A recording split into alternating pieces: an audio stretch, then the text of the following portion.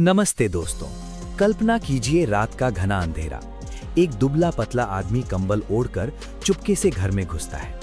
बस एक ही बार, कान के ठीक नीचे हैमर से, और शिकार की चीखें उसे संगीत जैसी लगते हैं। ये मजा लेने के लिए हत्याएं। दोस्तों, ये कोई फिल्म नहीं, बल्कि 1970 के दशक में भारत को दहला देने वाले सीरियल किलर कनपट्टी मार की सच्ची कहानी है। एक ऐसा शख्स जिसने 70 से ज्यादा लोगों की जान ली।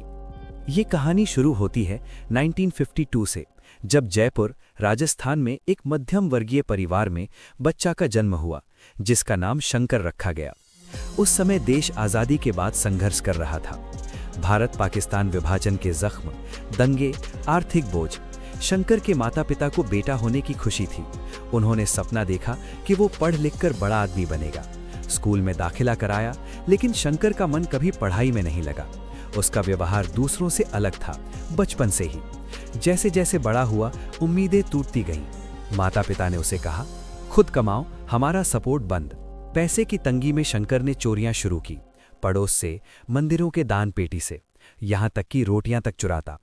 कई बार पकड़ा गया, पीटा गया, लेकिन रुका नहीं। समाज ने उसे क्रिमिनल का लेबल दे दिया। क्रिमिनोलॉजी की लेबलिंग थ्योरी के मुताबिक ऐसा लेबल लगने से क्राइम और बढ़ जाता है, और शंकर के साथ यही हुआ। उसकी बदनामी से परिवार परेशान। 1970 के आसपास वे श्रीकरणपुर शिफ्ट हो गए, लेकिन वहां भी चोरियां जारी, गिरफ्तारियां, झगड़े। आखिरकार शंकर घर छोड़कर मजदूरी करने लगा। परिवार से रिश्ता टूट चुका था। फिर शुरू हुआ खून का सिलसिला। 1977-1978 में राजस्थान, हरियाणा और पंजाब में एक के बाद एक हत्याएं। तरीका एक ही, रात में घुसना, हैमर या कोई भारी चीज से कान के नीचे मारना। मौत तुरंत, खून मुंह, नाक से। कोई कनेक्शन नहीं विक्टिम्स में। लोग डर से शाम होते ही घर बंद कर लेते। पूरा परिवार एक कमरे में सोता। अफवाहें फैली, भूत है, लेकिन सर्वाइवर्स ने बताया, दुबला आदमी, कंबल ओढ़े। इस किलर को नाम मिला कनपट्टी मार, कान के नीचे मारने वाला। उस समय भारत पाक टेंशन। 1971 वॉर के बाद पुलिस के पास संसाधन कम, स्टेट्स में कोऑर्डिनेशन नहीं। फिर भी 70+ हत्याएं हो गईं। टर्निंग पॉइंट आया एक गुरुद्वारे में, श्रीगंगानगर के आसपास। एक रात 3 केयरटेकर पर हमला, 2 की मौत, एक अंधा हो गया। पुलिस ने जांच की, ब्लडी फिंगरप्रिंट्स मिले एक टिन बॉक्स पर। फॉरेंसिक पर कमजोर था, लेकिन सर्वाइवर्स से स्केच बनवाए। स्केच मैच कर रहे थे। एक गवाह ने बताया, रेलवे ट्रैक पर अनजान आदमी देखा, भटिंडा का टिकट लिया। पुलिस ने भटिंडा में तलाश की।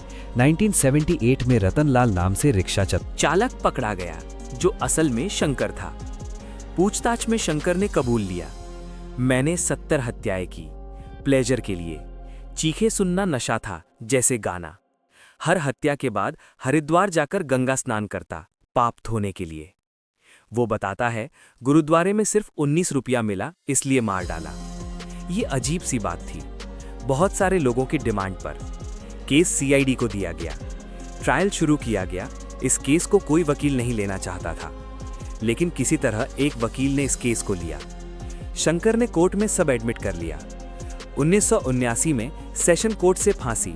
हाई कोर्ट, सुप्रीम कोर्ट, राष्ट्रपति, सबने अपील खारिज। 16 मई 1979 को जयपुर में फांसी हो गई। आखिरी शब्द, मैंने बेवजह हत्याएं की, कोई मेरे जैसा मत बनना।